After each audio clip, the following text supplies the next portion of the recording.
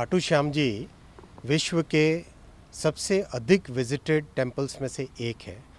साल भर में करीब करीब 50 से 60 लाख श्रद्धालु भक्त खाटू श्याम जी के दर्शन हेतु जाते हैं। रेलवे ने जितने भी हमारे सांस्कृतिक धरोहर के स्थान हैं, जितने हमारे इतने बड़े श्रद्धा के स्थान हैं, जैसे अंबाजी माता का, इसी तरह के स्थानों को कनेक्टिविटी देने का एक प्रोग्राम बनाया। उसमें खाटू श्याम जी से रेलवे का नेटवर्क जुड़े, इसकी व्यवस्था की गई। और अभी हाल ही में बहुत खुशी की बात है कि हाल ही में इसका सर्वे सैंक्शन हुआ है। बहुत जल्दी सर्वे कंप्लीट करके प्रोजेक्ट सैंक्शन करके काम आरंभ करेंगे। मैं धन्यवाद देना चाहता हूं माननीय प्रधानमंत्री श्री नरेंद्र मोदी जी को कि वो विरासत और विकास दोनों को इक्वल इम्पोर्टेंस देते हैं, विरासत भी विकास भी। और हाल ही में हमारे सांसद स्वामी सरस्वती जी, सुमेधानंद सरस्वती जी, वो भी मेरे पास आए थे ये विषय लेके।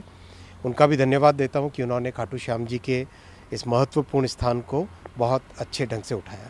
सर, अगर हम देखेंगे से करीब 17 किलोमीटर की दूरी होती है, सीकर से देखें तो तकरीबन 50 किलोमीटर की दूरी है, तो किस तरह से ये रेलवे ट्रैक डेवलप हो पाएगा? जब भी इस तरह का एक प्रोजेक्ट होता है जिसमें कि 16-17 किलोमीटर दूर मेन लाइन से, जैसे ये पॉइंट हमारा रिंगस है, रिंगस से करीब 17 किलोमीटर दूर है, उसमें एक कॉम्प्रिहेंसिव डेवलपमेंट लेना पड़ता है। कैसे कि टर्मिनल की फैसिलिटीज़ हों, जहाँ पे कोचिंग स्टॉक का आप मेंटेनेंस कर सको, गाड़ियों को वहाँ से शुरुआत कर सको, क्योंकि देश भर से खाटू श्याम जी के दर्शन के लिए श्रद्धालु भक्त आते हैं।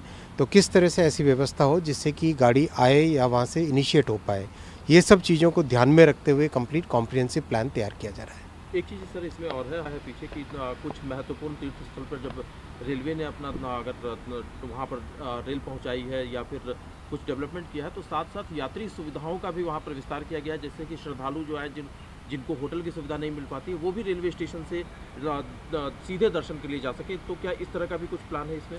बिल्कुल, यात्रियों की सेवाओं के लिए हमारे सांस्कृतिक धरोहर के स्थानों पर बहुत ही कॉम्प्रिहेंसिव वे में डेवलपमेंट हो रहा है। जैसे माननीय प्रधानमंत्री जी की भारत गौरव यात्रा का प्रोग्राम है।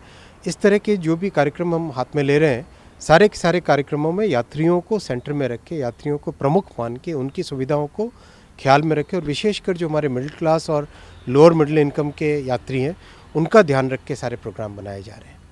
Thank you sir. धन्यवाद।